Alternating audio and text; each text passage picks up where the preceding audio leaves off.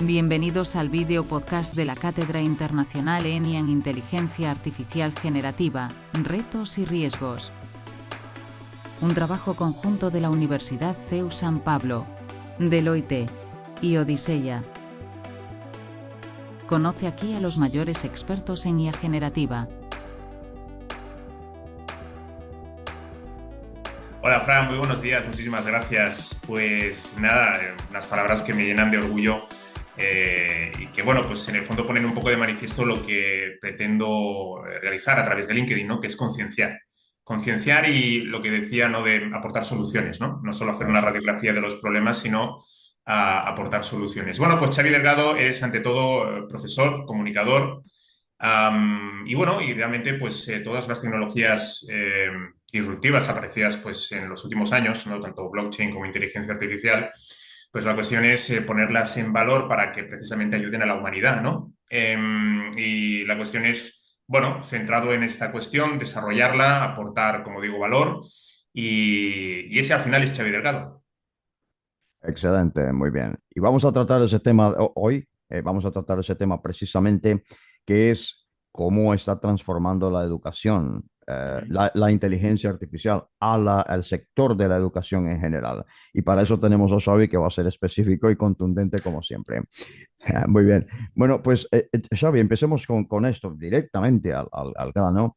Ujú. Digamos que si es el caso y si se pudiera evitar, ¿cómo podemos evitar que la formación en inteligencia artificial se convierta, si lo es, en un privilegio exclusivo, digamos, de las, llamémosle, élites tecnológicas? Ujú.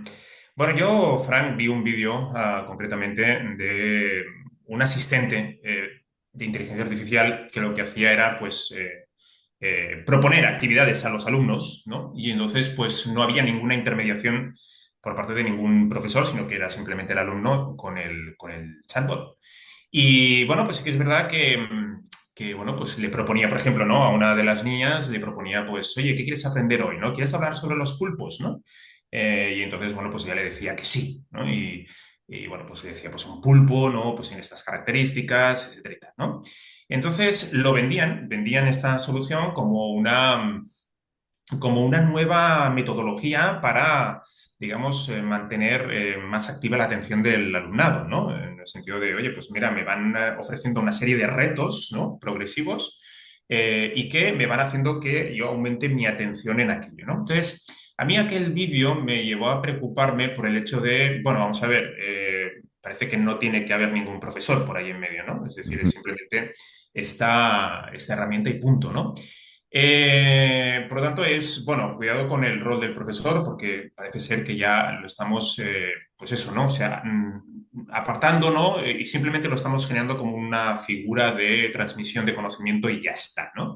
Y además, ahora mismo que se dice aquello, antes se decía de que todo está en Internet y que ahora todo está en la IA, ¿no? Entonces, Ujú. por lo tanto, no es necesario la figura del profesor. Lo que me preocupa, por un lado, me preocupaba eso al ver el vídeo, y la segunda cosa que me preocupaba es el hecho de, oye, ¿y si eso nos lleva a un modelo en el cual, por ejemplo, aquellas personas que no se pueden permitir una educación concertada o privada, al final, pues, oye, vamos a ahorrar costes en la educación pública y entonces vamos a empezar a utilizar Oh, estos chatbots, ¿no? Bueno, yo creo que también en el sector salud también se tenía esa idea, ¿no? De, por ejemplo, en vez de tener una persona de un centro de atención primaria al altavoz, tener un chatbot, ¿no? O sea, con lo cual, eso lo que nos está haciendo, pues es precisamente ahorrar costes humanos, pero yo eso lo puedo entender. Lo puedo entender en salud, en sanidad, pero en educación no lo puedo entender, ¿no? Porque entonces, es que entonces estás deshumanizando la educación. Y eso es lo que me preocupa. correcto. Am,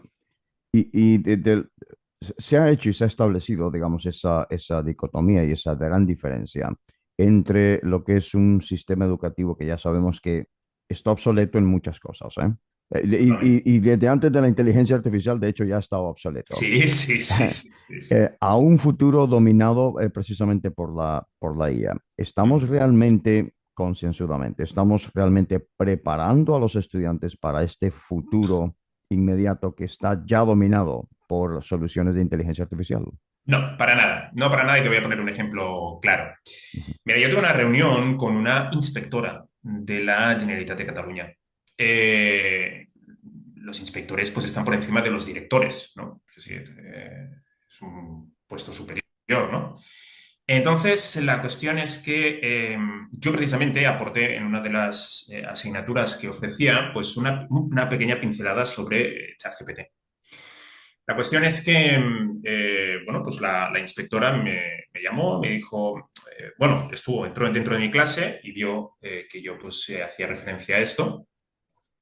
Evidentemente, ella tuvo una radiografía sesgada porque pensaba que yo lo que era ofrecer a los alumnos una solución para evitar que pensaran por sí mismos, que trabajaran. Es decir, ella simplemente estuvo 5 minutos y por lo tanto el contexto estaba completamente sesgado.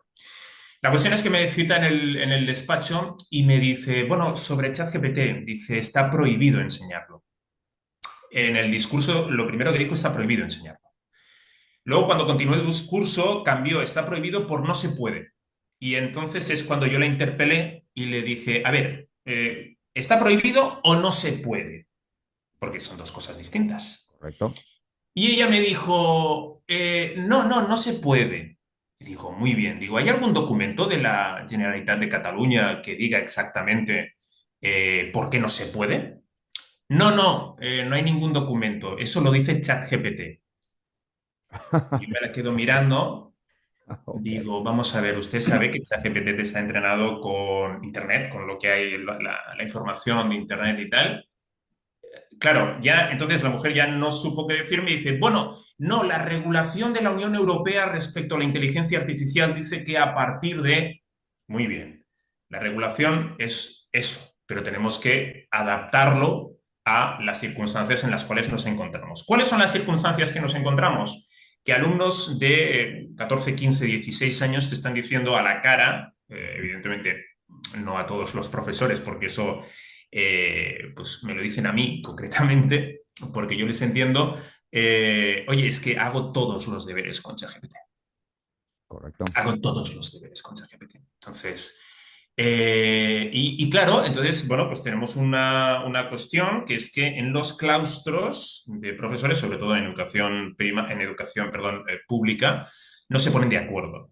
No se ponen de acuerdo. Entonces, claro, el problema es que los jóvenes no tienen tiempo que perder y por lo tanto no puede depender su desarrollo en si el profesorado está de acuerdo o no está de acuerdo en enseñar esta herramienta. Ellos necesitan soluciones y necesitan que se les eduque en cómo utilizar esa herramienta y para qué utilizar esa herramienta. Pero con eso te estoy poniendo bueno, pues eso, ¿no? En un contexto en el cual nos encontramos, al menos aquí en Cataluña, no lo sé en el resto de comunidades, Ujú. pero que es muy preocupante, ¿no? Muy preocupante y que todavía a día de hoy, pues, han empezado a ofrecer cursos de formación para docentes relacionados con inteligencia artificial. Ahora. Ujú. Entonces, creo que va unos cuantos años tarde. Y no obstante, debo agregar a esto también que en nuestro sitio web y en nuestro canal de YouTube, por ejemplo, nosotros tenemos un curso para precisamente profesores de secundaria, para que Ujú. ellos aprendan a utilizar ChatGPT y está totalmente disponible y a la vista. Es decir, que eso una de esas cosas.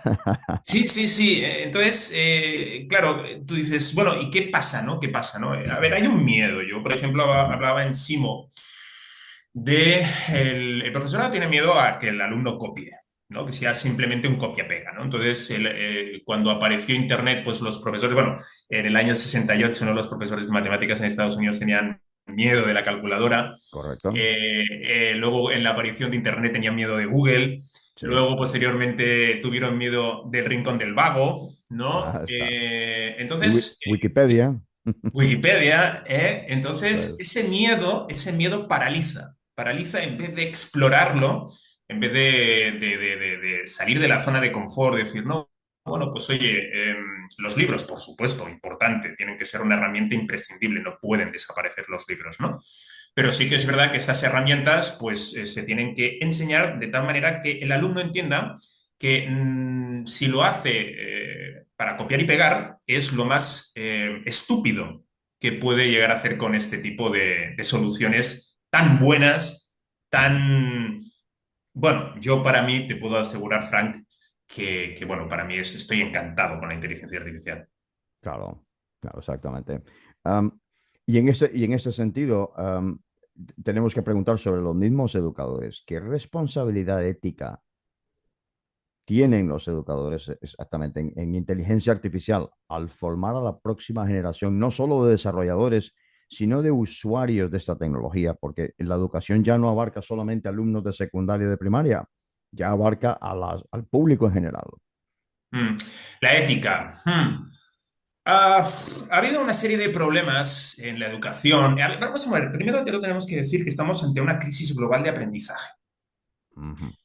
Y eso se ha puesto en manifiesto en todos los informes PISA de los principales países europeos: Finlandia, Francia, Países Bajos, Alemania, España. ¿De acuerdo? Tenemos una crisis global de aprendizaje.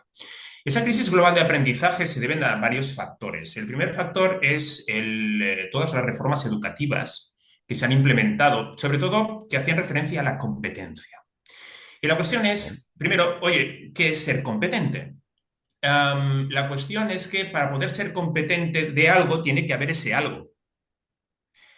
Es decir, yo sí puedo saber a multiplicar, a dividir, a escribir, pero tengo que saber cuándo tengo que aplicar.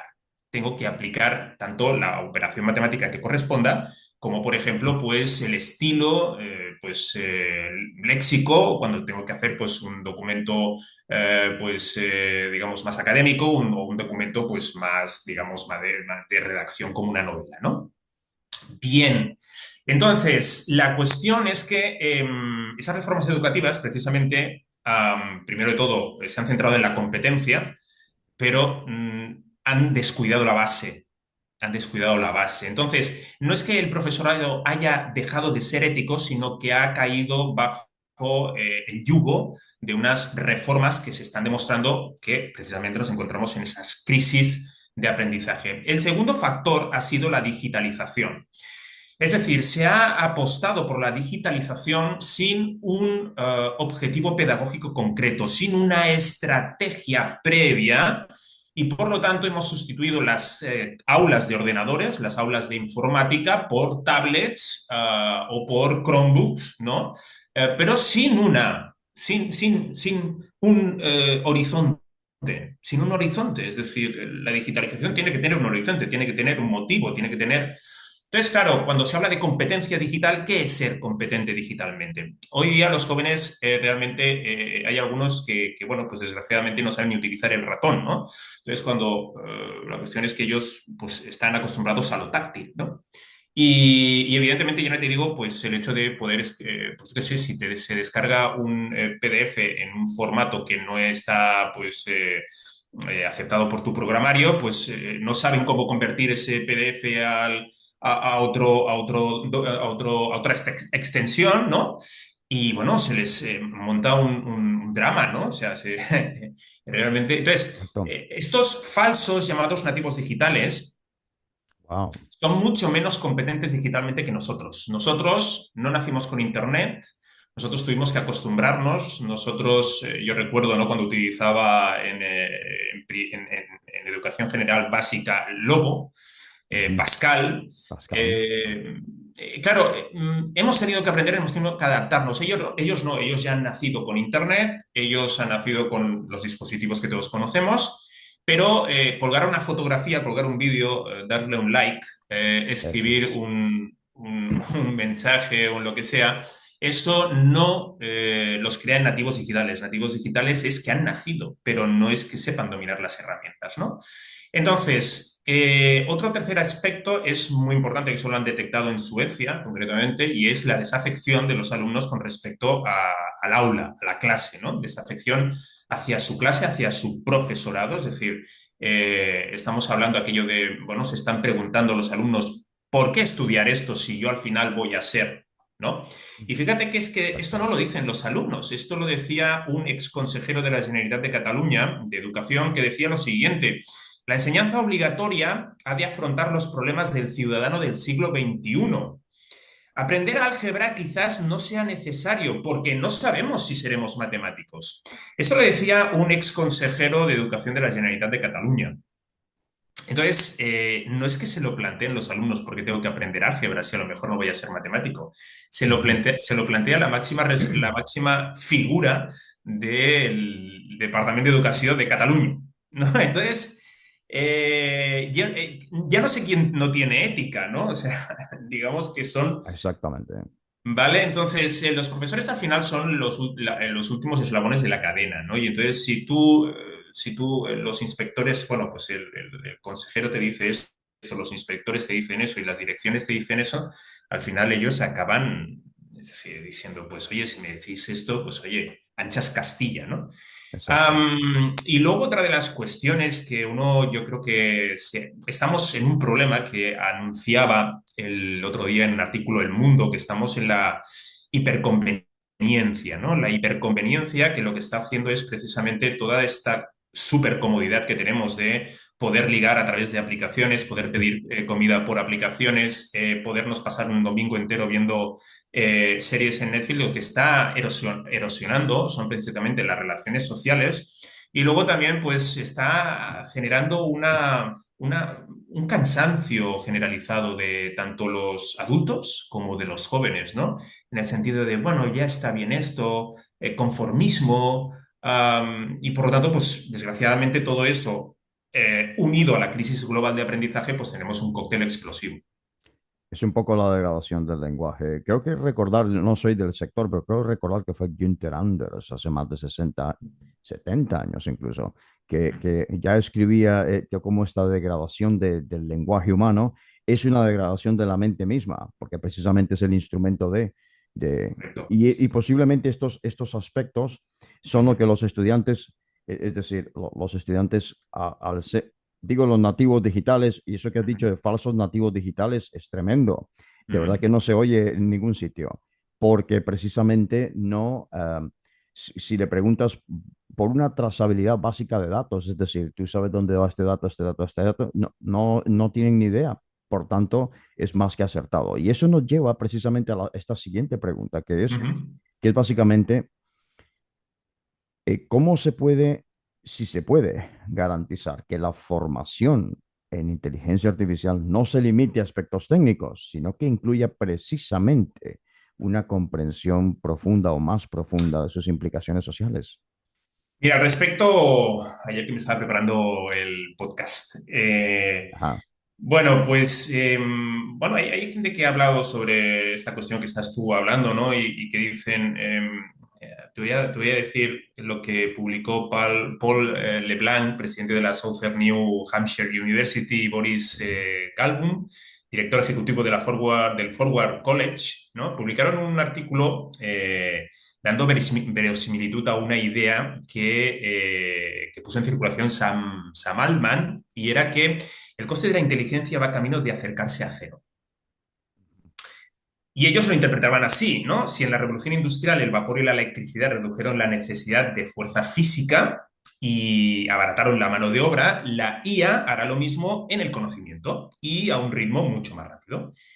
Estos autores, decían, en consecuencia, las universidades deben elevar el listón cognitivo de los estudiantes. ¿Y qué entienden ellos por listón cognitivo?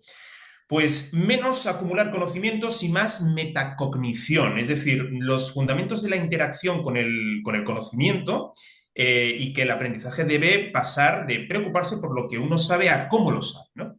Entonces, volvemos a lo de antes, ¿no? Es decir, lo importante no es, por ejemplo, memorizar, lo importante no es, sino cómo aplicarlo, pero se están Eso olvidando de una es. base muy clara, ¿no? Y es, para poder saberlo aplicar, para poderle decirle a la IA que me redacte un borrador, para que me redacte pues 3 propuestas distintas de un mail a una persona, primero tengo que tener expresión escrita, primero tengo que tener un entendimiento del contexto, primero tengo que tener un vocabulario, saber de la gramática de la lengua, tener un dominio de la lengua, porque entonces lo que me Es, genere la inteligencia artificial, yo no voy a tener ese criterio para saber si me ha redactado algo que me sirve a mí. O sea, yo no puedo entonces coger y decir, ah, sí, sí, lo que me dice la inteligencia artificial ya me sirve. Entonces, evidentemente, yo estoy totalmente a favor de lo que dices. Es decir, hay que enseñar cómo funciona la inteligencia artificial. Pues hombre, hay que saber lo básico, ¿no? Como en el caso de blockchain. Porque al final, cuando uno se compra un iPhone o un Sí. smartphone cualquiera, pues lo que quiere es hacer fotografías, enviar WhatsApps y ya está, ¿no? No le Correcto. preocupa cómo funciona por dentro, ¿no? Entonces, él lo que quiere, eso sí que es verdad que también es propio de nuestra sociedad, de nuestra Sí, cultura, que es la inmediatez, ¿no? Es decir, lo eso queremos es. todo ya. Es decir, queremos comprar el móvil y ya empezar a enviar WhatsApps, ¿no? Es decir, queremos utilizar la inteligencia y sacarle todo el rendimiento. Pero nunca vamos a poderle sacar todo el rendimiento si no hay esa base de expresión escrita, comprensión lectora, y como decía una economista, concretamente que voy a decirlo ahora, que decía lo siguiente, no sé si lo tengo por aquí, vamos a ver.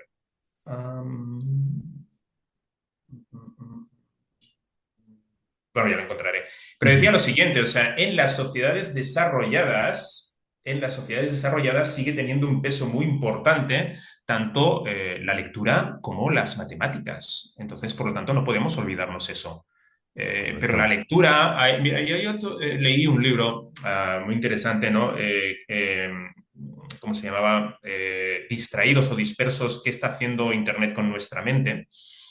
Y entonces había una profesora de Estados Unidos que decía, ya no puedo hacer leer un libro a mis alumnos porque se aburren, ¿no? Bueno, vamos a ver. Es decir, al final, nuestros antepasados no sobrevivieron siendo perezosos, sino Correcto. combinando prudencia y riesgos calculados, ¿no? Entonces, no me sirve que una persona me diga, es que esto es aburrido.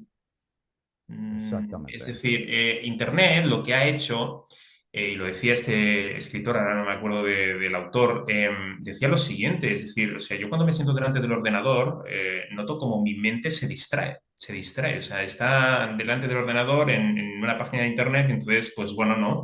Los banners, siempre es una continua estimulación, ¿no? de nuestros sentidos, ¿no? Y eso difiere mucho de lo que es la lectura interior, ¿no? La lectura interior era una lectura, ¿no? Que es precisamente, Ujú. la lectura interior fue una consecuencia de la imprenta. Correcto. Entonces la cuestión, esa lectura interior es estar con uno mismo solo, solo, porque parece que tenemos miedo a estar solos, ¿no? Estar solo, interiorizarlo, generar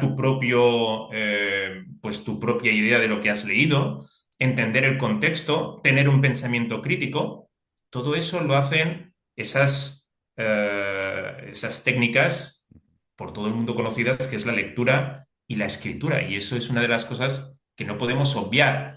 Cuando tengamos esa base, mi idea es clara, cuando tengamos esa base, cuando podamos detectar que el alumnado es competente, porque tiene las bases bien ancladas, entonces introduzcamos la inteligencia artificial. Hasta entonces, introducir la inteligencia artificial es como conducir un Ferrari sin frenos.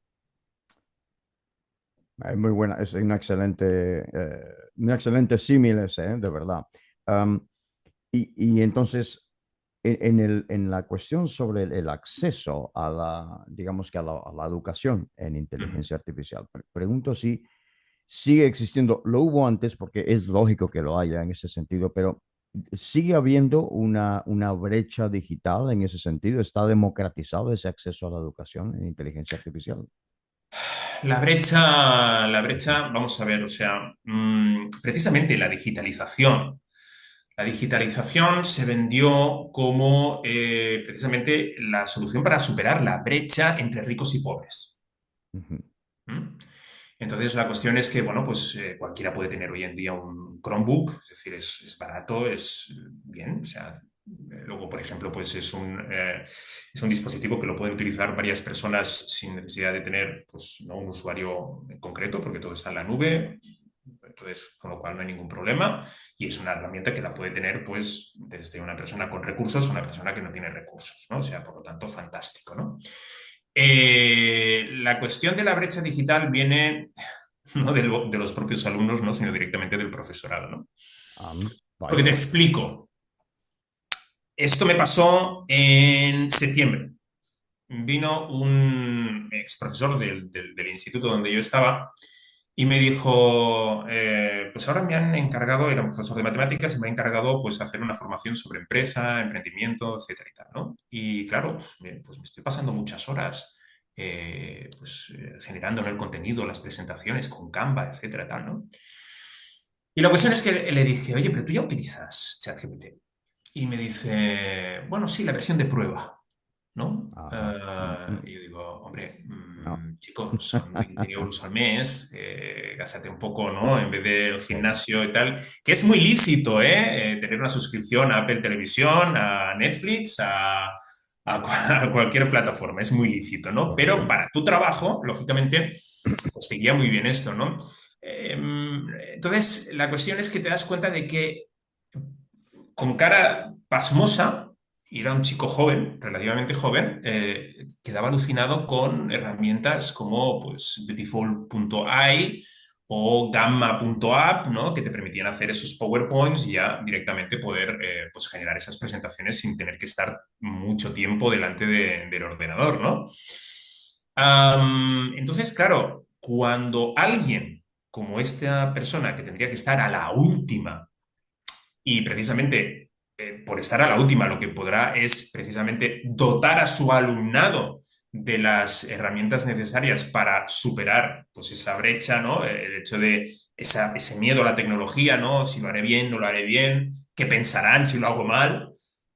Es el primero que no tiene esos conocimientos. Entonces, vuelvo a decir que el alumnado es pobres son víctimas de una brecha que está instalada en el adulto. Esto me lleva a un vídeo que hace poco compartiste en tu perfil de LinkedIn y es el de un profesor, un docente, que además le está llamando la atención a un estudiante porque había hecho un resumen no había leído el libro, sino que había hecho un resumen del Exacto. libro y él la trata de cierta manera. Háblanos de ese, porque por Sí. cierto, lo estáis viendo ahora mismo los telespectadores. Los que estén viendo esto por YouTube, lo estáis viendo en pantalla en este momento el vídeo. Ujú. Háblanos de este vídeo. ¿Qué es lo que nos dice este vídeo? Bueno, ¿qué nos dice este vídeo? Nos dicen varias cosas. La primera es que no podemos, el alumno no tiene derecho a no leer lo que el profesor le manda. No tiene derecho. Es decir, porque exista una herramienta basada en inteligencia artificial que nos resuma el contenido de esa lectura, la lectura tiene que ser obligatoria. Es decir, tú no tienes derecho a decidir qué puedes hacer y qué no. Si el profesor te dice tienes que leer esto y tienes que estar una hora leyendo, tienes que estar una hora, pero no porque surja del deseo del profesor, ¿no? De decir, pues ahora para tenerte callado, ¿no? Te voy a poner a leer, ¿no? Es decir, si ese profesor te manda esa lectura, es porque esa lectura lo que hace es sentar la base para que tú después puedas tener tu criterio, puedas enlazarlo con otras cuestiones relacionadas y a partir de aquí construyas tu propia visión de aquel tema en concreto. Entonces, a mí, por ejemplo, no me sirve que una herramienta de inteligencia artificial me haga un resumen de un libro. No me sirve. Yo tengo que leerme el libro y tengo que sacar mis anotaciones, mis apuntes. Y tengo que hacer ese ejercicio de lectura interior. No sirve. Entonces, pero vuelvo a decir, o sea, el problema es la hiperconveniencia. Los alumnos, y no los alumnos, y los adultos estamos acostumbrados a tenerlo todo ya. Y la Correcto. lectura es una cosa que obligatoriamente necesita tiempo, Eso tiempo. es. Pero claro, ¿cómo le dices a un joven? Oye, no, es que tienes que estar una hora. No, pero es que con esta herramienta lo consigo hacerlo en 30 segundos. Ya, pero es que tienes que estar esa hora. Porque al final lo que estás haciendo es generar hábitos. Decía un vídeo también, ¿no? Que el mejor hábito que una persona puede tener es hacerse cada día la cama. Efectivamente. El primer gran deber de todos los días. Muy bien. Porque claro, si empezamos con, que yo lo he escuchado mucho esto de personas adultas, pero ¿para qué voy a hacer la cama si al final me voy a ir a dormir y voy a deshacer la cama? Claro, Entonces ya estás entrando en una espiral de estoy relativizando algo que lo estoy denigrando, algo prácticamente terciario, ¿no? Que no tiene importancia, pero genera en nosotros un hábito de obligarnos a decir, oye, vamos a dejar bien la cama, vamos a obligarnos a, pues eso, ¿no? Concentrarnos en dejarla bien, etcétera. O sea, porque al final, estéticamente, cuando llegas al final del día, si te encuentras una cama deshecha, te produce, no sé, al menos a mí, a mí me sí, sí, produce es correcto. una cierta repulsión, ¿no? Eso quizás a lo mejor también es debido a un poco de TOC que tengo, ¿no? Pero, pero yo creo que eso es bueno, sobre todo para los jóvenes, para que entiendan de que, oye, no te tienes que despertar 5 minutos antes de irte al instituto, sino que tienes que tener un tiempo de preparación, de desayuno, de entender que ahora vas a el instituto, pero eso también trasladó a las personas adultas, ¿no? Tienes que hacer, oye, Claro, ves a la gente por las mañanas corriendo llegando a 5 minutos antes al trabajo, ¿no? Yo creo que te tienes que preparar muy bien, concienciarte, dejarlo todo bien preparado para cuando llegues a casa encontrártelo bien, ¿no? Entonces, la cuestión de lo que estábamos hablando es, primero, el alumno no tiene derecho a cuestionar lo que el profesor dice, es decir, ujú. si tienes que... porque primero, vamos a ver, fíjate, Frank, que antes en los centros educativos y en las universidades existía la tarima, Ah, sí, correcto. ¿sí? ¿Por qué crees que existía la tarima? Era un espacio de expresión en ese sentido y era un espacio de, además de verbalizar y de vocalizar y de evocar, llamar hacia afuera, ¿no? Ujú. Llevar hacia afuera el conocimiento y además hacerlo comunicativo, no solamente aquello que llevas internamente, hacerlo universal de alguna forma. Pero la tarima estaba al mismo nivel del suelo. No. ¿Y eso qué te está diciendo? Ajá, eso lo que dice, yo vengo educado de otro sistema Sí, y sí. yo lo veía Ujú, precisamente, que yo vengo de la ingeniería, entonces ujú. pero cuando ibas a las humanidades, en este caso, sí veías la tarima, es decir, el hecho de poder comunicar este tipo de cosas, ya poder comunicarlo es otro nivel y por lo tanto debía llamar esa atención y debía captarlo, que es otro nivel al que se está. Y el profesor, en el fondo, lo que está diciendo al alumno es que para que tú puedas subir a la tarima, tú tienes que Ujú. haber pasado por toda una serie de formaciones. Es decir, tú no estás en mi mismo lugar, pero ¿por qué? Porque antes de experto eres aprendiz. Correcto. Y la cuestión es que, oye, tu rol es aprendiz. Exacto. Y ahora tú no puedes estar encima de la tarima porque tú no eres experto. Entonces, para poder llegar a mi estatus, y eso es algo que tú dices, eso está en contra de la democratización, del aprendizaje. No, Ajá. no, es simplemente, estás marcando una diferencia que es en el fondo, pues, como etérea, ¿no? Como Ujú. abstracta, pero que en el fondo está comunicando mucho. Y entonces yo creo que Correcto. lo que hemos perdido en esta sociedad son los símbolos. Exacto, el poder de los símbolos y parece desde el punto de vista, no solamente de ahora, ya de unos años para acá, de que esa posición de altura es, digamos, tiránica de alguna forma y no Claro, es el caso. no Es es el simplemente caso, el o lugar sea, de las es, cosas. es Ah, darle la vuelta, es la transvaloración de los valores de Nietzsche, ¿no? de Nietzsche, correcto.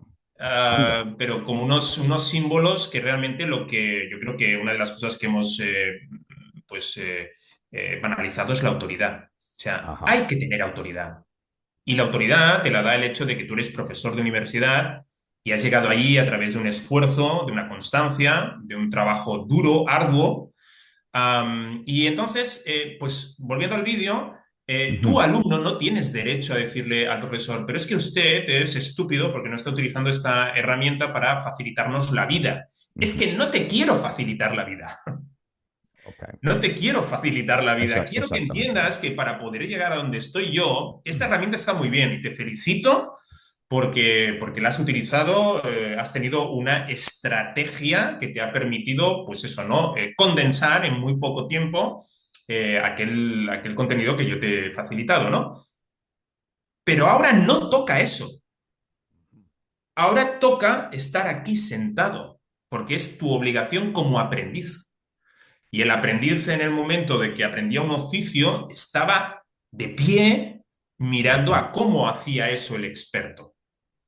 Y nadie se le ocurría a ningún aprendiz decirle, oye, lo estás haciendo mal. Mala cosa. El- el- Eh, Exactamente. Mira, y sobre lógicamente esto nos lleva a cuál es o cuál debería ser el currículum educativo del futuro. Y la pregunta es, si no es Xavi Delgado el que está al frente, ¿hay alguien al frente de este currículum del futuro? el currículum ha quedado, mira, yo leía hace unos días que el propio, digamos, ministro de Educación de Escocia ha pedido perdón por que el currículum educativo no basado en el constructivismo pues no ha funcionado. Es decir, no ha dado los resultados que tal. Pero bueno, dices, bueno, pero lo aplicaron, sí, pero bueno, ha salido a pedir perdón, que pocos políticos Es salen cierto, a es pedir cierto. perdón, ¿no? Luego tenemos un problema con el currículum y es que es un currículum que realmente no está pues adaptado a la realidad, no está adaptado a la realidad, ¿no? Entonces, por eso te das cuenta de que las empresas adolecen de que se encuentran cada vez más jóvenes que no tienen las competencias necesarias para poder desarrollar su empleo, el empleo al que han optado, ¿no? Entonces, claro, ellos dicen, las empresas dicen, pero ¿qué está pasando, no? Entonces, las empresas echan las culpas a las Ujú. las universidades echan culpa a los institutos a la primaria y la primaria a la guardería. Entonces, bueno, pues tenemos un problema y es que tenemos enfrentados a cuatro actores, a los empresarios, al profesorado, a los alumnados y a las familias. Con lo cual, cada uno defiende lo suyo. Mm. Yo entiendo que cada uno pues, pueda aportar su punto de vista, pero si no hay un acuerdo entre, entre esos cuatro actores, lo que nos vamos a encontrar es siempre una guerra civil que no nos va a llevar a consensos y siempre vamos a decir que más vale loco conocido que loco por conocer. Y entonces, evidentemente, pues aquí vuelvo a repetir que estamos inmersos en una crisis que nadie quiere ponerle pues el cascabel al gato. Entonces cada uno va por su... Y entonces pues ese distanciamiento que hay entre estos actores no lleva a nada bueno y al final lo que tenemos es generaciones que están subiendo y que, bueno, pues no están completamente despistadísimas porque realmente ellos no tienen la culpa de que realmente los que estamos en poderes, en situaciones de decidir, no nos ponemos de acuerdo. Y como última pregunta, en este caso, en esta primera, pero no última entrevista que esperamos tener aquí contigo en Voces de Odisea, Xavi. Bien. En este caso, el observatorio, nosotros, Odisea, no solamente somos un observatorio que reflexiona y publica, que eso está muy bien, nosotros actuamos. Y venimos actuando ya, especialmente prácticamente desde que empezamos, Ujú. allá en finales de 2019, antes de la pandemia.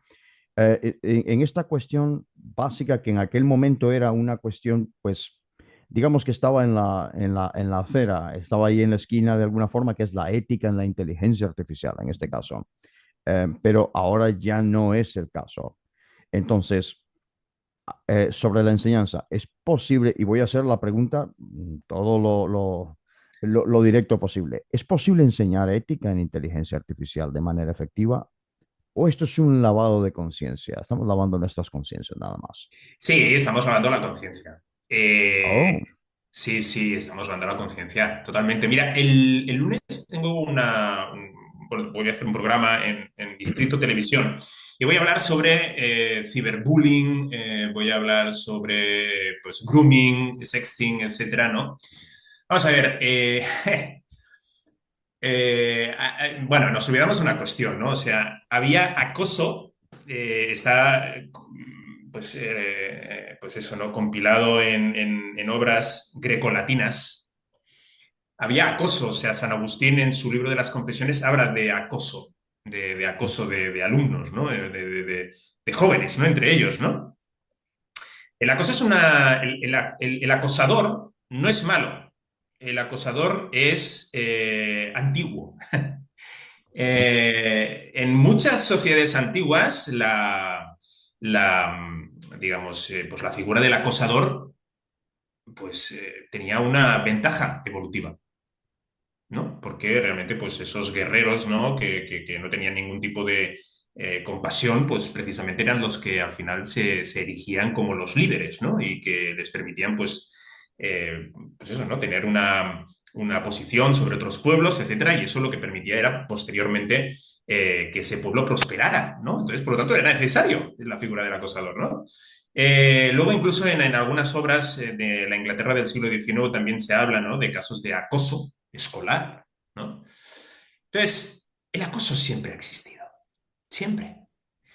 ¿Qué ha pasado ahora? Pues con las tecnologías, con Internet. Bueno, pues que ha habido pues una cosa que se ha sumado al acoso, que es la anonimicidad, ¿no? Y entonces, con esta cuestión, pues hemos abierto una nueva situación, ¿no? Bueno, la anonimicidad, ¿no?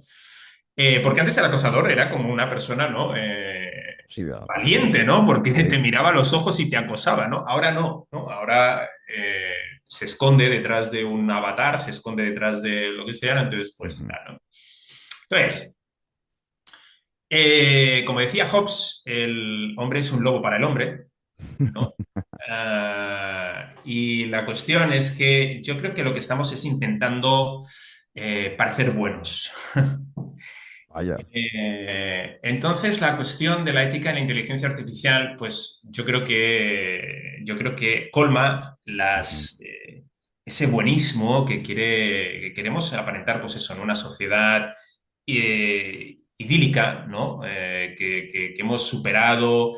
Pues tenemos la Unión Europea, ¿no? Que ha hecho que, bueno, pues Europa, que siempre había sido un escenario de muchas guerras, pues ahora parece como que colaboramos todos, ¿no? Y es como que bien nos llevamos todos, ¿no? Pero realmente, como yo digo, en los centros escolares los problemas están en las catacumbas, ¿no?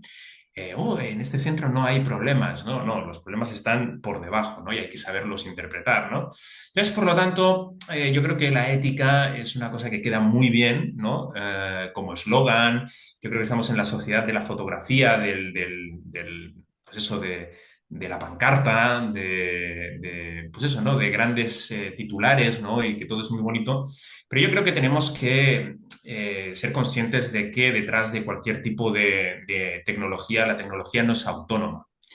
Internet no es autónomo. La inteligencia artificial no es autónoma. Bueno, es autónoma en cierta manera, pero me refiero con eso de que hay unos intereses detrás del lanzamiento de cualquier tecnología, ¿no? Y por lo tanto, pues bueno, está muy bien pues decir, no, no, yo soy muy ético, ¿no? Pero realmente hay unos intereses, ¿no?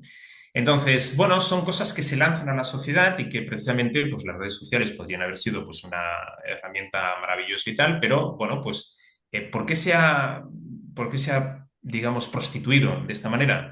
Bueno, porque quien lo ha hecho es el hombre. Y, Ops. Correcto. y el hombre es, como decía San Agustín, habla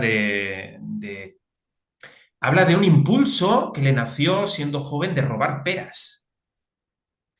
Y de Ujú. robar peras sin importarle si hacía daño o no. Pero como nadie le veía, robó las peras. Y entonces él se pregunta, ¿qué es lo que nace dentro de mi corazón para llevar a robar peras sin importarme si hago daño a otro o no? Ujú. Estamos hablando de San Agustín, ¿no? Si no me equivoco mal, no recuerdo nada mal, pero del 400. O sea, estamos hablando de hace muchísimo De mucho tiempo. tiempo. Correcto. Nada nuevo. Entonces, al ser humano le sigue surgiendo ese instinto de si no me mira nadie, lo hago y no me preocupa si daño a otro. Pues ahora Exacto. pon ese instinto sumado a una inteligencia artificial, a un internet. O sea, no Claro. estamos descubriendo nada nuevo. Que queremos disfrazarlo de, sí, soy muy ético y tal. Disfrázalo como quieras, ¿no? La realidad Ujú. es que el ser humano tiene un impulso que le lleva a hacer determinadas acciones. Ya, Entonces, con lo cual, eso es. Y hablaremos en otra ocasión, estimado Xavi, de ese, y quiero recordar Homo lupus homini, que es lo que escribió Thomas Hobbes precisamente. exacto, Leviatán fue el que lo escribió, sí. Leviatán. exacto. Ok, muy Hay bien. gente que no lo quiere aceptar, Frank. Ah, Hay gente que no lo quiere aceptar. Que no, que no, que no, que no, que Ujú. existe pues el superhombre de Nietzsche, ¿no? Y que evidentemente eso derivó, ¿no? En fascismos, etcétera y tal. Sí, sí, bueno, pero cuando sales de casa, Ujú. eh, o te espabilas o te espabilan, ¿no? O sea, con lo cual, Es eh, cierto.